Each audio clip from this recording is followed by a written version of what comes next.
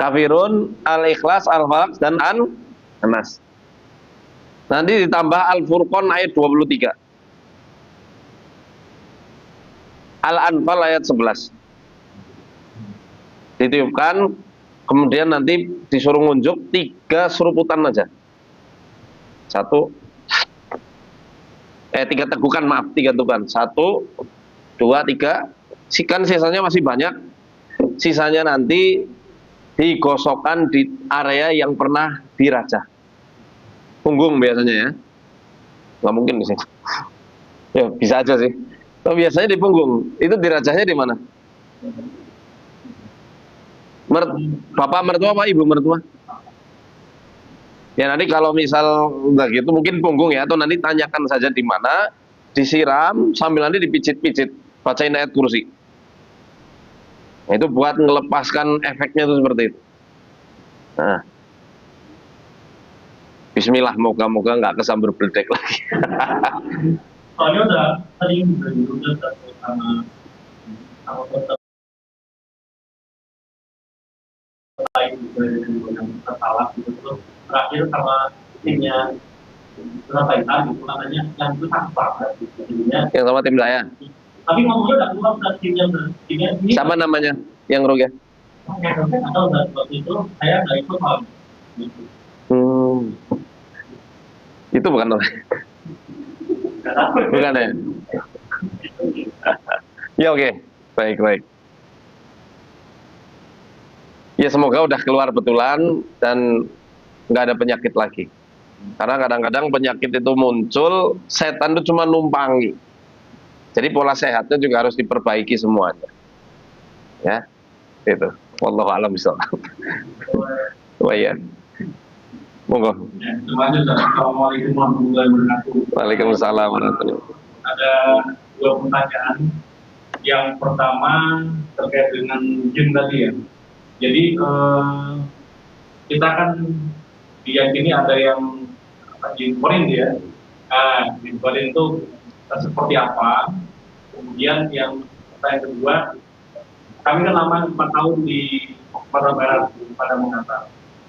Pada itu ada staf kami 3 orang dan mereka tidak saling kenal. Mereka itu dianggap orang sana itu punya indera keenam gitu loh. Wah. Dan mereka cerita ke saya itu ada yang nampingin gitu loh, tiga bentuk. Apa aja tuh? Jadi yang satu itu apa namanya? Harimau. Pakai baju. Oh. Dia ada 2 model yang ketiga tuh model Pangeran Diponegoro. Oh, serah. Tiga-tiganya bilangnya persis gitu. Ciri-cirinya, padahal ya saya sih namanya kelewat aja gitu. Nah, mungkin seperti apa itu lagi. Baik. Mungkin saya jawab tentang jin korin dulu ya. Ini masuknya jam berapa, Pak? Bebas, oke siap. Kalau malam baliknya siap, Pak.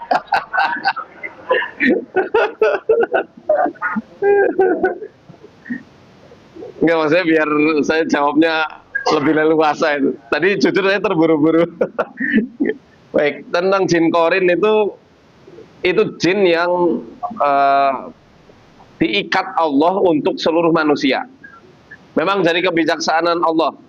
Ketika iblis minta, ya Allah, sebagaimana engkau telah menyesatkan aku, izinkan aku untuk menyesatkan anak cucu Adam. Kan diizinin ya. Malah disuruh dikatakan wastafziz man istata'ta minhum bisautik. Perdayakan manusia itu dengan bisikan-bisikanmu. Wasyarikum fil amwali wal aulad, diantaranya ini ya. Bercampurlah pada harta dan keturunan mereka.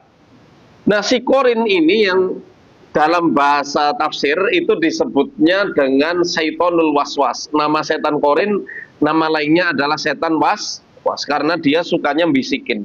Nah, korin semasa manusia hidup tidak bisa terpisahkan. Dan jumlah korin cuma 1. Jin korin ya. Kalau korinnya ya 2, ada korin malaikat dan korin apa satu lagi jin. Berdasarkan hadis Nabi, ma min ahadikum illa wa qad wukila bihi qarinuhu minal jinni wa qarinuhu minal malaikah. Tidak ada salah seorang di antara kalian pun yang lahir kecuali kalian akan didampingi sama korin jin dan korin malaikat. Nah, si korin ini disebut oleh Ibnu Abbas radhiyallahu anhu wadi'un khotmahu fi qalbi ibni Adam, meletakkan moncongnya itu di hati anak cucu Adam. Idza dzakarallaha khonasa, yang apabila dia rutin mengingat Allah dia khonas. Khonas artinya apa? Menyelinap atau bersembunyi. Makanya dalam surat An-Nas min syarril waswasil khon, dari keburukan waswas atau bisikan setan yang pandai menyelinap, itu korin. Kalau ghafala, kalau dia lupa, iltaqama qalbah. Ya, entah ini bahasa majas atau hakiki, yang jelas dikatakan dia akan melahap atau menelan hati anak cucu Adam yang sering lalai dari mengingat Allah, sehingga hatinya mati dan nggak bisa melihat, nggak bisa membedakan mana yang hak, mana yang batil. Itu korin. Jadi korin-korin ini hakikatnya setan. Apakah bisa dipanggil? Nah, saya nggak tahu nomor teleponnya ya. Nanti nggak tahu saya bisa dipanggil apa enggak. Karena kadang-kadang yang katanya dipanggil itu adalah korin, sebenarnya adalah setan. Setan lain yang bukan korin. Kalau yang jenengan tadi tanya, yang ngikuti ada Diponegoro, ada yang Cokoting itu kayak apa? Anu yang pakai kupluk itu kali ya, di film-film ya. Sama yang gundul dan lain-lain lah. Sesuai penglihatan indigo, itu bukan korin ya, tapi khodam. Yang dari khodam. Apakah betul? Wallahu a'lam. Mesti dicek dengan ruqyah. Ya.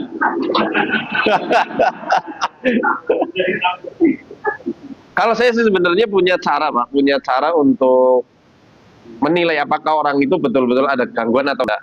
Jadi pakai data analisis. Kita melakukan anamnesis terlebih dahulu, ditanyakan, ada scoringnya, misalnya dari segi mental bagaimana. Oh, misal aman, berarti 0. Fokusnya bagaimana? Khususnya fokus ibadah nih.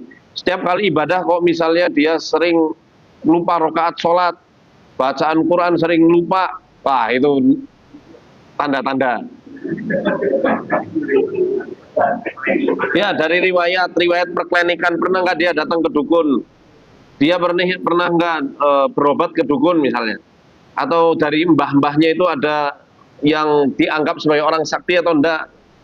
Nah, kemudian nanti akan kita spesifikasikan lagi, ini ranahnya kesihir, ain, atau gangguan jin nasab. Kalau gangguan jin nasab, karena tadi kaitannya mungkin eratnya ke jin nasab atau jin genetik, turunan dari ilmu-ilmu leluhur, saya akan nanya, ada nggak jimat di keluarganya?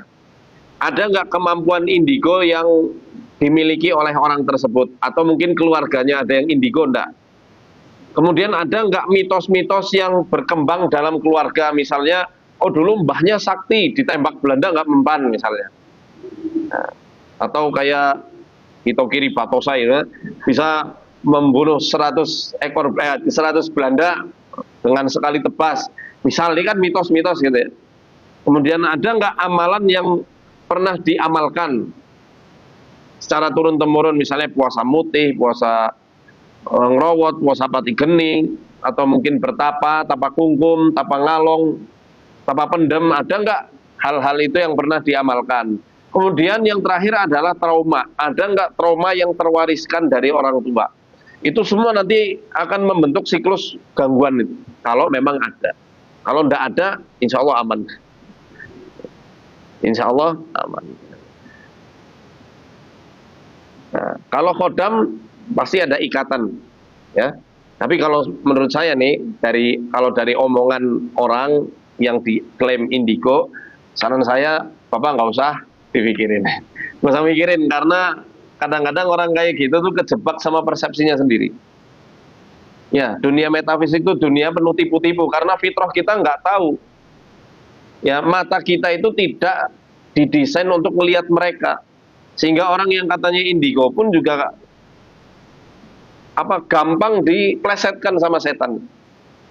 Oke, susah itu untuk benar-benar mendapatkan gambaran yang jernih dari sisi Allah, itu nggak semudah yang kita kira. butuh kejujuran iman dan keluhuran akhlak serta ketakwaan yang benar-benar terpatri dalam kehidupan kita. Nanti akan muncul yang namanya ilham, firasat, ru'ya. Ru'ya itu mimpi yang benar gitu ya. Jadi kalau saya saranin, dustakan saja omongan orang-orang yang kayak begitu. Anu caper mungkin. Iya Pak. Saya pernah ngecek Indigo Pak. Saya pernah bikin program Indigo Challenge di YouTube saya. Itu program tahun 2020. Waktu masih COVID waktu itu. 3 orang Indigo saya ajak jalan-jalan ke Keraton Kasepuhan. Karena kebetulan bapak mertua saya itu masih keraton, jadi saya mudah untuk punya akses masuk sana. Dan akhirnya keliling ke sana kemari. Saya tanya apa yang kamu lihat di keraton, semuanya jawabannya beda-beda. Berarti kan nopo? Iya, halu. Gampang halunya. Kata Allah a'lam bishawab. Enggak ada yang lain? Boleh.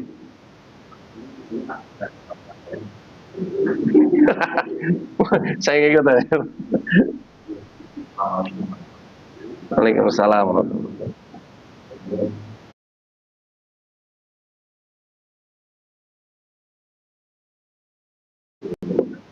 Sama dulu ya, nomor waktu KPPS itu sampai kelas 2 SMA. Karena masih dari pekerjaan sendiri, kita kepingin jaduk tapi Jaduk. Karena di Rohim, ya kalau itu banyak pondok mungkin dari belajar dari Madura sampai ke Kosong. izin muafak dari pakar itu kitanya itu saja dan 12 orang berkumpul, kemudian kita surat ke sana, tapi kalau bikin paket teman itu harus kita paket seminggu ini paket 5 kali dalam tingkat saya ngantarkan dari kiai itu tidak mau dipercaya, tapi dalam itu akhirnya munculnya kalau tidak sombong, kemudian tadi kalau jumatnya tiba masih. Oh iya, was-was ya. Alhamdulillah di kuliah di Purwokerto tinggal di Lubang Jawa, ketemu Pak Ustadz Hamdan. Oh, Ustadz saya tuh. Itu kan rumah bijak, kita harus sering sekali bersama. Masya Allah. Kalau ingin tahu tadi sudah iman itu seperti kalau iman itu jadi sudah waktu bayangku lagi kalau sudah ingin tobat bakal selesai itu akhirnya kok bakal mau Kumis macan. Wah, saya punya kumis kucing.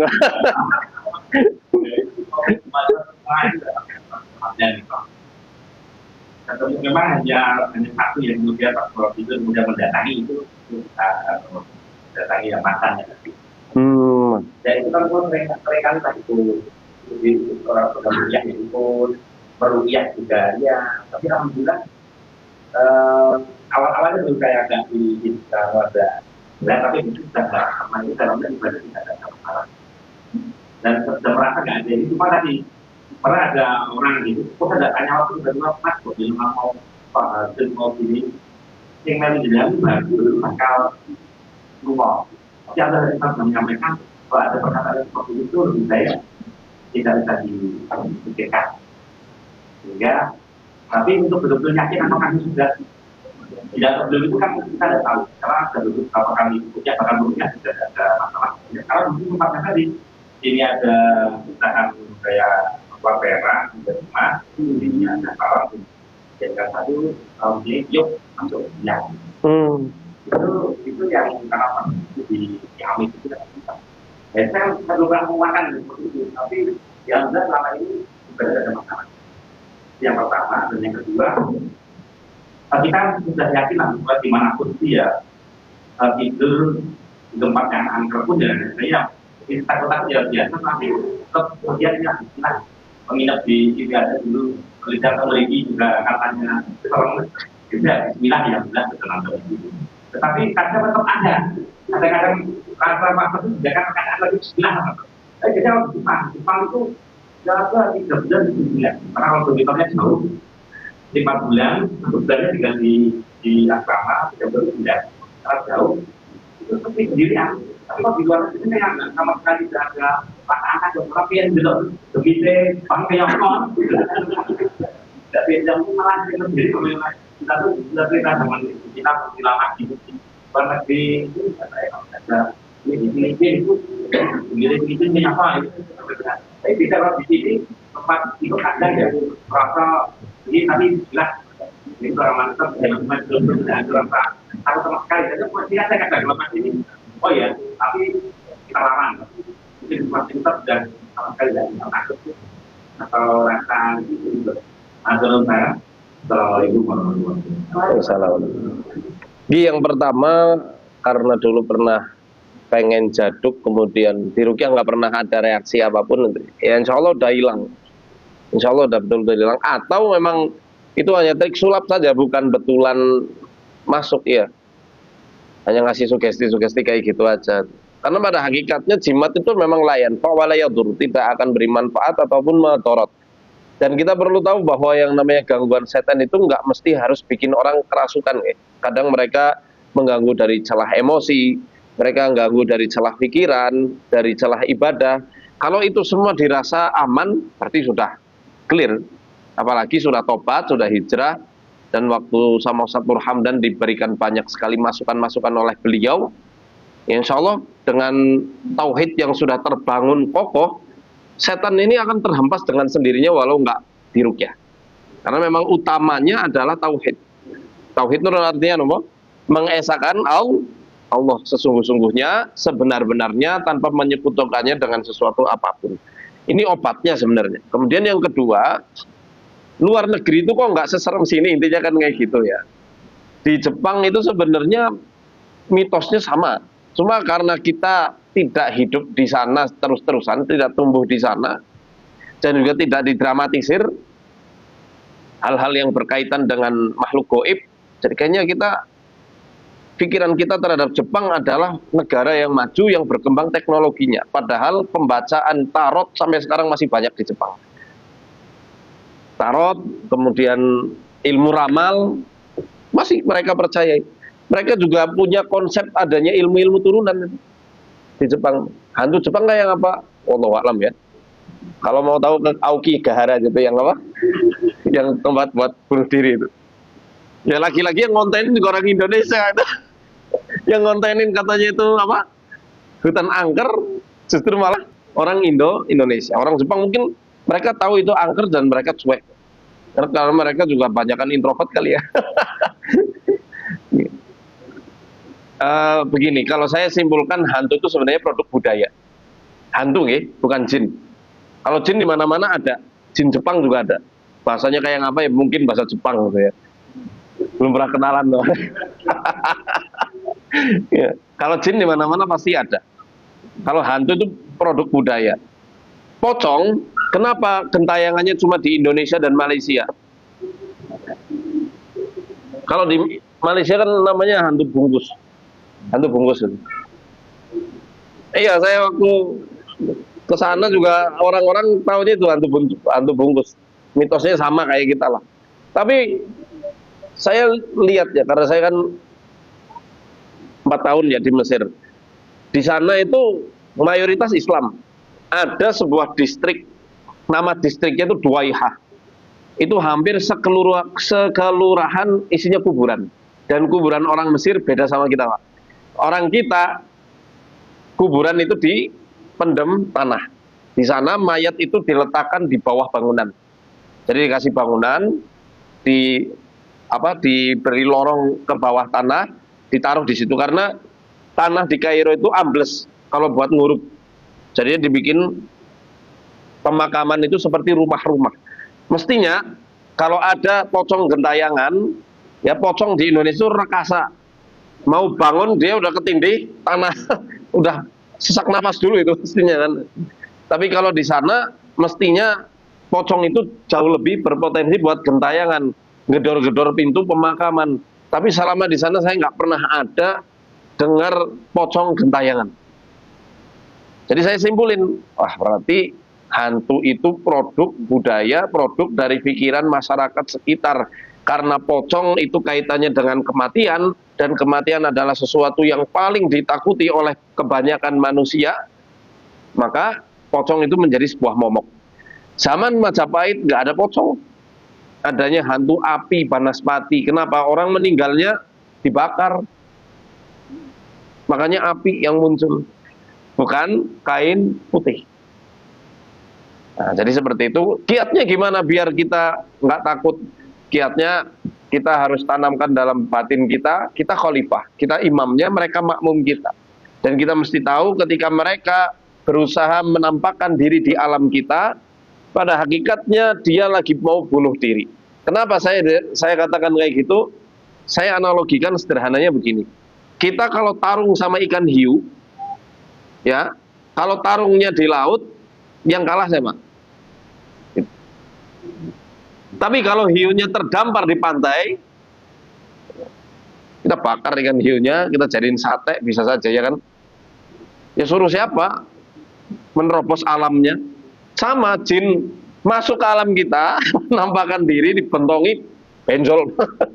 Benjol itu. Iya, ditembak, bisa wassalam. Jadi nggak perlu takut. Justru kalau mereka nampakin diri, viralkan. Jadiin konten, tak viralin kamu. Siapa suruh masuk alam gue? Gitu aja Pak. Ya, sejak saya ngerti lah hakikatnya mereka, sejak saat itu juga saya nggak ada rasa takut lagi mereka. Alhamdulillah. Cuma saya khawatirnya memang kucuk-kucuk itu kan bukan takut tapi ngagetin, ya. Dan yang saya lebih khawatirin sebenarnya bukan setan, jin, manusia itu atau hewan berbisa kalau di tempat-tempat yang hutan atau yang semisalnya. Bukan, wallahu a'lam bishawab. Cukup atau ada yang mau nanya lagi, Bang? Mic-nya mana? Oh, ibu-ibu masuk. Waalaikumsalam warahmatullahi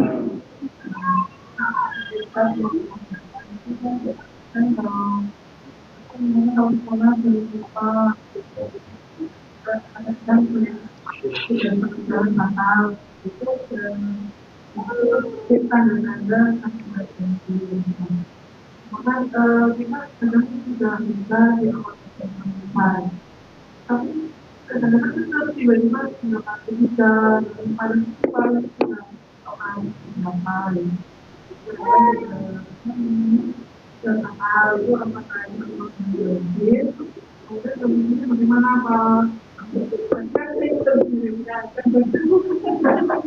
gini, lupanya setiap kali atau hanya sesaat?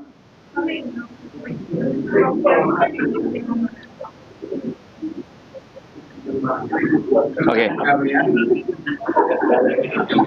Ya banyak hal ya, banyak faktor. Bisa karena banyak pikiran, bisa karena faktor makanan, juga bisa ada hipoksia, ya. Penyumbatan oksigen ke otak itu kalau kurang ya akhirnya jadi mudah lupa. Nah, ibu daharnya seneng gorengan misalnya mungkin atau tepung-tepungan, nah itu juga berpengaruh, apalagi kalau kurang gerak. Nah, yang saya maksud ketika gangguan ibadah ini kaitannya sama hal yang berbau metafisik, jin gitu, ya, itu ketika lupa, dan lupanya itu lupa parah gitu. Setiap kali sholat lupa, setiap kali sholat lidahnya itu melet-melet, setiap kali adzan muntah-muntah, badannya kepanasan. Nah, ibu sampai tahap itu nggak? Enggak, kalau misal nggak sampai tahap itu, insya Allah masih aman. Lupa ya, alhamdulillah. Insya Allah wajar lah. Kalau saya siasati sebenarnya dengan nekuk jari, tapi nggak usah terlalu nekuk, ya. Dan saya saranin ketika sholat lebih baik jamaah, biar nggak lupa. Nih, kalau lupa kan imamnya berarti kan surat sujud sahwi. Solusi saya ini seperti itu, Ibu. Nih. Jadi kalau sama hubungan itu terkait dengan apa ya, trauma yang dilakukan oleh orang tua itu juga jadi salah satu sebab mudahnya gangguan jin ke kita. Nah, mohon penjelasannya Ustaz, trauma yang diwariskan orang tua itu yang seperti apa, terus bagaimana cara menyikapinya. Terima kasih Pak Ustaz. Ya misalnya ketika ada orang, saya menangani kasus-kasus jin asap, justru kebanyakan itu ketika saya nanya jimat nggak ada. Ternyata ketika anak itu, klien saya itu masih janin, berarti masih janin ibunya klien saya, itu ibunya dalam kondisi tertekan batinnya, konflik sama suami, kepikiran masalah ekonomi, nggak menginginkan anak itu lahir karena mungkin kesundulan gitu ya, atau mungkin belum siap menikah, belum siap hamil tapi udah kebobolan gitu, sehingga jadi anak yang nun sewu tidak diharapkan dalam tanda kutip. Ya, ini trauma-trauma itu membentuk pola tersendiri, jin itu masuk. Oke, dari faktor pikiran. Itu kan dalam neuroscience yang dijelaskan Dr. Aisyah Dahlan itu sering banget dibahas itu. Trauma seorang ibu atau seorang ayah di masa kehamilan itu berpengaruh pada janin. Dan itu berpotensi membuat celah setan jadi terbuka sehingga orang itu mudah sekali kesurupan. Bukan histeria ya, tapi memang betul-betul dirasuki oleh jin atau setan. Dan kadang-kadang trauma itu juga yang muncul karena hal-hal yang tidak pernah disadari oleh orang tersebut, bahwa dia pernah ngamalin hal-hal yang di luar ritual Islam. Ya, kadang-kadang orang nggak tahu ya, mbahnya punya jimat atau enggak. Ketika jawabnya nggak ada, ya udah telacak aja dari traumanya. Dan itu bisa kelihatan dari tangan. Makanya saya sering baca tangan itu bukan buat ramal, tapi memang buat melihat ada nggak jejak-jejak masalah psikologis dalam orang tersebut. Kalau saya nggak terima konsultasi tangan, bayar.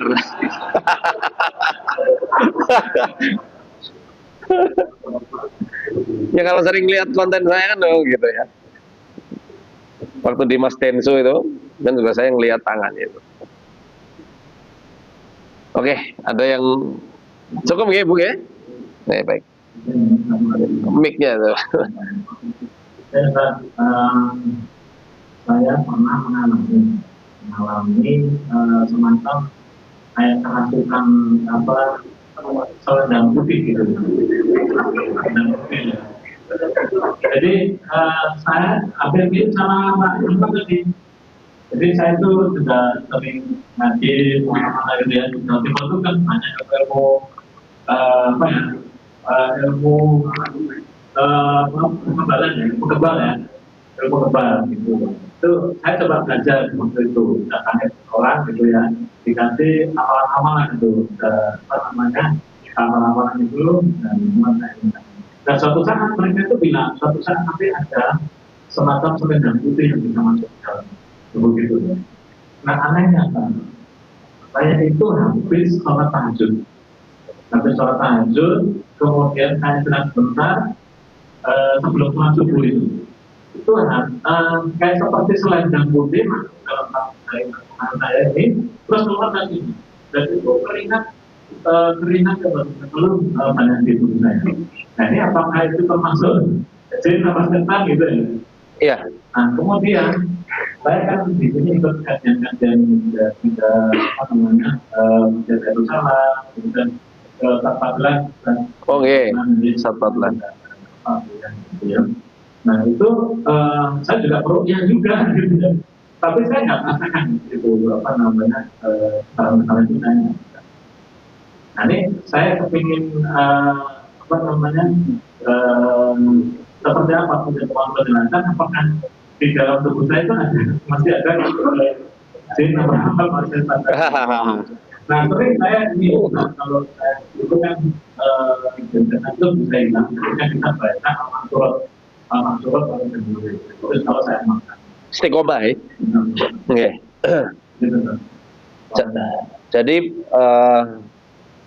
jin itu punya piranti yang kadang ditanamkan ke tubuh manusia. Macam-macam bentuknya, nggak mesti harus selendang, kadang batu juga, kadang juga berbentuk ya benda-benda tertentu lah, apapun, kayak tusuk konde dan lain-lainnya. Itu juga bisa mereka yang masukin secara goib, entah kayak gimana mekanismenya, wallahu a'lam bishawab. Tapi ketika kita lagi-lagi kembali kepada ajaran tauhid, kemudian istiqomah dalam menegakkan sunnah Nabi sebisa kita, kayak misalnya baca maksurat, baca Quran setiap hari misalnya selembar, rutin murojaah bagi yang punya hafalan, rutin melakukan sholat 5 waktu di masjid, itu hilang sendiri. Mereka nggak betah. Ya, karena ketika kita ibadah yang sungguh-sungguh memurnikan ibadah kita kepada Allah, mereka lepas, betul-betul lepas, karena nggak betah, udah nggak sefrekuensi lagi. Kalau boleh kita katakan mereka itu mirip gelombang radio. Kalau frekuensi kita nyambung, ya nyambung, itu masuk ke dimensi mereka. Tapi kalau kita frekuensi lebih tinggi, ya nggak akan nyambung. Gimana lebih tinggi itu? Ya menjadi hamba yang seutuhnya. Saya sering katakan dengan kesadaran uluhiyah. Kita menyadari bahwa kita adalah hamba Allah yang punya kewajiban untuk menyembahnya dengan sesungguh-sungguh dan tidak menyekutukannya dengan sesuatu apapun. Otan Mbak, wallahu a'lam bishawab. Jadi nggak usah khawatir, moga-moga udah hilang. Sami-sami.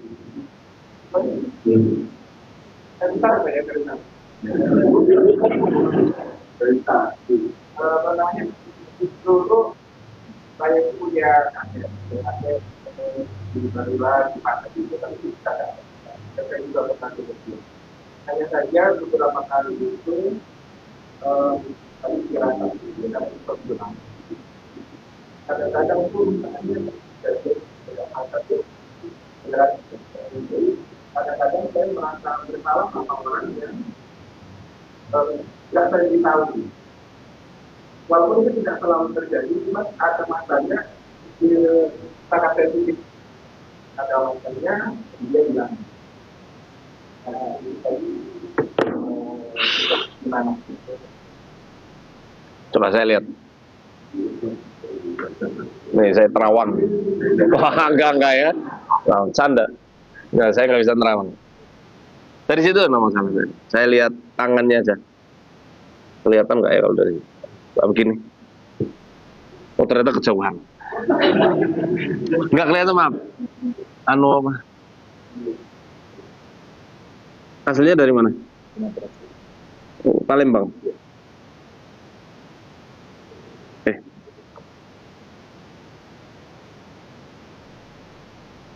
Ya kalau ditanya apa itu, nanti dirukyah saja. Kapan-kapan dirukyah aja, kalau ada rukyah masal ikut aja. Di Sokaraja saya rutin ngelakuin rukyah masal tiap akhir bulan, Kamis akhir bulan di Masjid Peta Hidup. Jadi dirukyah aja. Oh, nggak netep di sini ya? Oh, di Solo. Ya bisa lah ke sini lagi. Deket ini.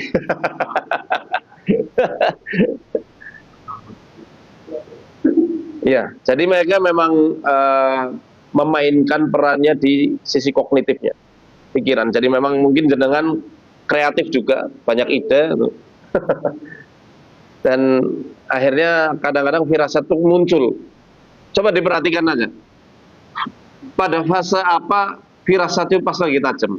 Karena biasanya pas lagi kelelahan, kelelahan jiwa, lelah batin, pas lagi dalam kondisi penat, pas lagi kondisi kepengen menyendiri, gak pengen ketemu banyak orang, mungkin ya, karena ini banyak hal-hal yang terjadi di orang-orang yang seperti itu gitu. Nah, nanti jenengan yang emasnya yang harus memperhatikan siklusnya itu ya, polanya itu kayak gimana, pas apa, dan nanti tinggal kita perbaiki aja. Apakah itu firasah hasil dari iman kita atau bisikan dari khodam ya? Kalau saran saya sih mending nanti dirukyah. Tandanya ada, tapi kan kita nggak bisa memastikan betul apa enggak. Memastikannya dengan dirukyah. Waktu dirukyah apa reaksinya? Reaksi?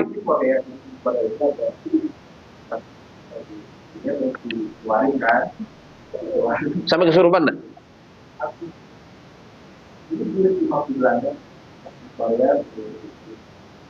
Kesurupan enggak? Waktu di rukyah? Muntah-muntah kesurupan itu?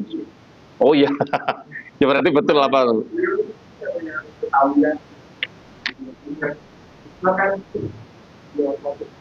Iya, mereka ganggunya di kepala. Ya.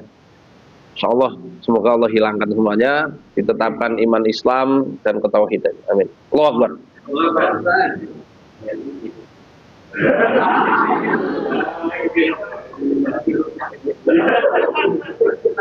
Tapi di Belanda berapa tahun waktu itu? Oh, dari Korea. Saya dikeroyok.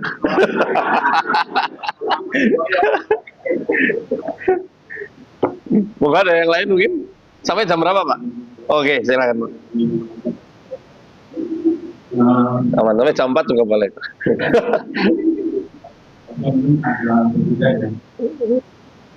Saya punya insan sosial juga, tapi enggak amat lebih abstrak karena sama minta membantu. Mungkin nanti saya bisa Kolaborasi.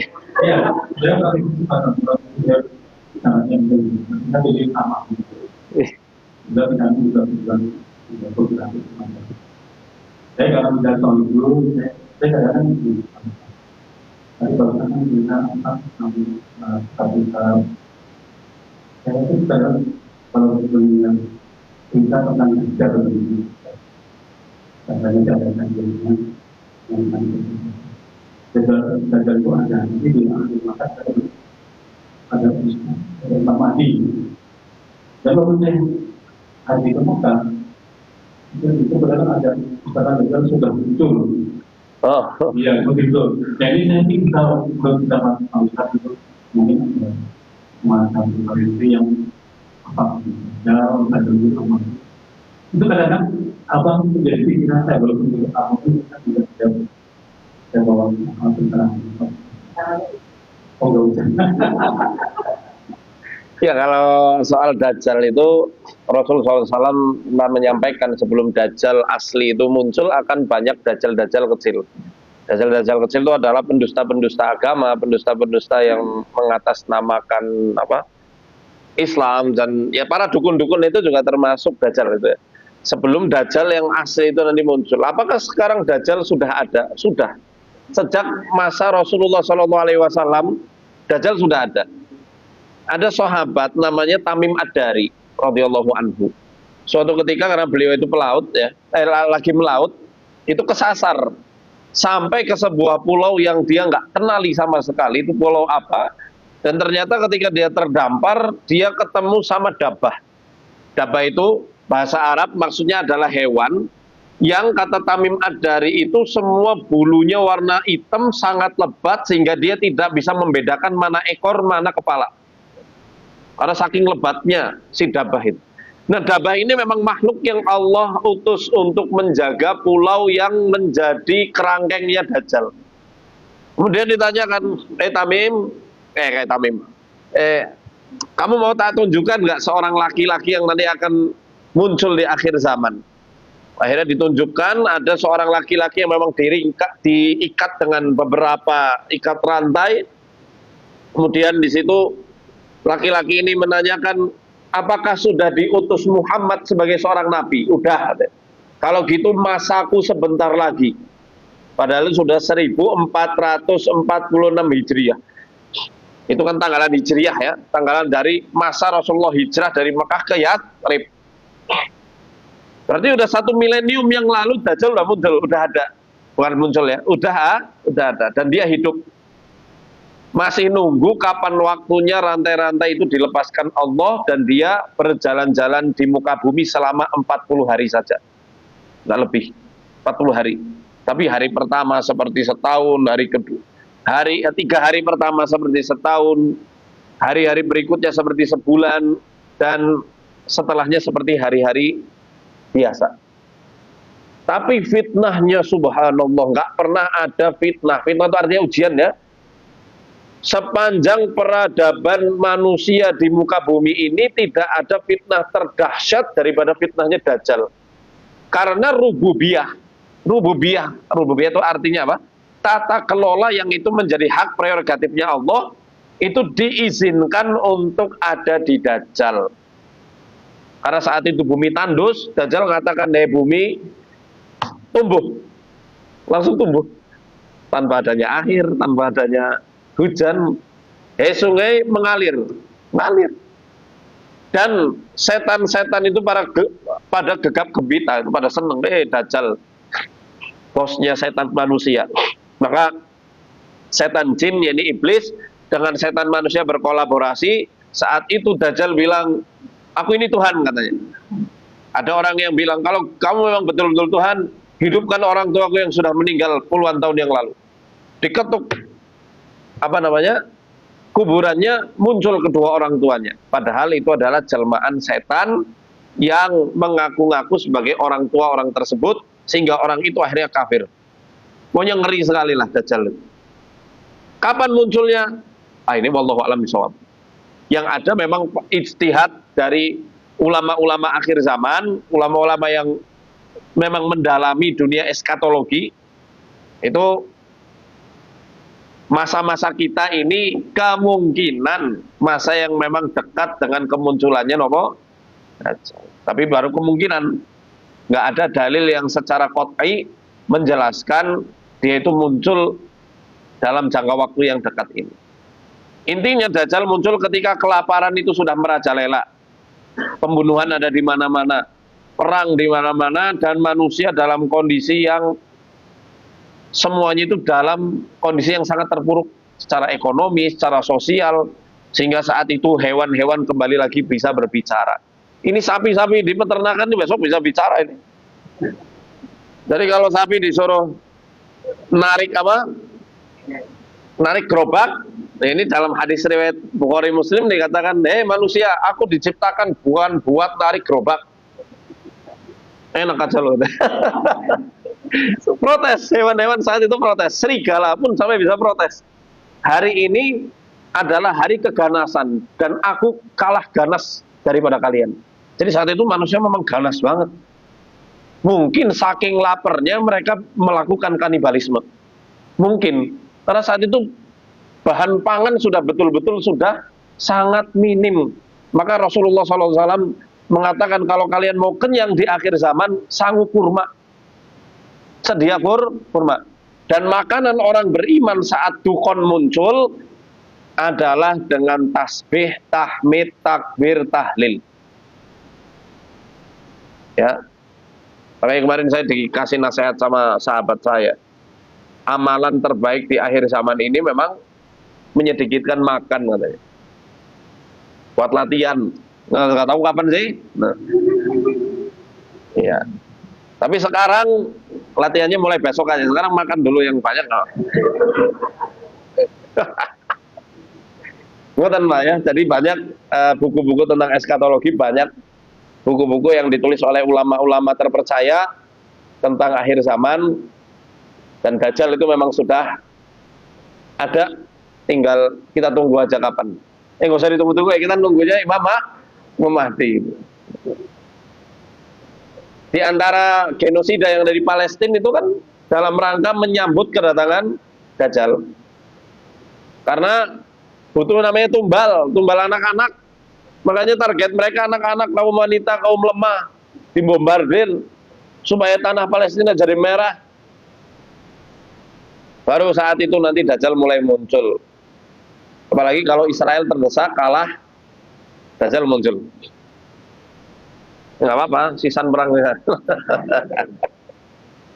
Wallahu a'lam bishawab. Saya hanya menyampaikan apa yang saya ketahui. Saya nggak berani berbicara lebih dari apa yang ada di luar pengetahuan saya. Silakan, ada yang lain atau cukup? Iya, makasih. Assalamualaikum warahmatullahi.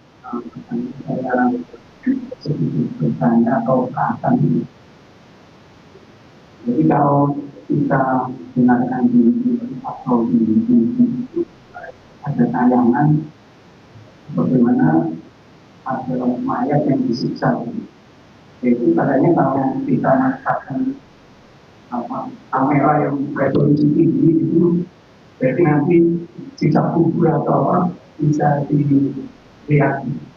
Itu bagaimana cara itu atau seperti apa itu? Enggak, itu Pak. Memaksakan saintis pada hal-hal yang goib.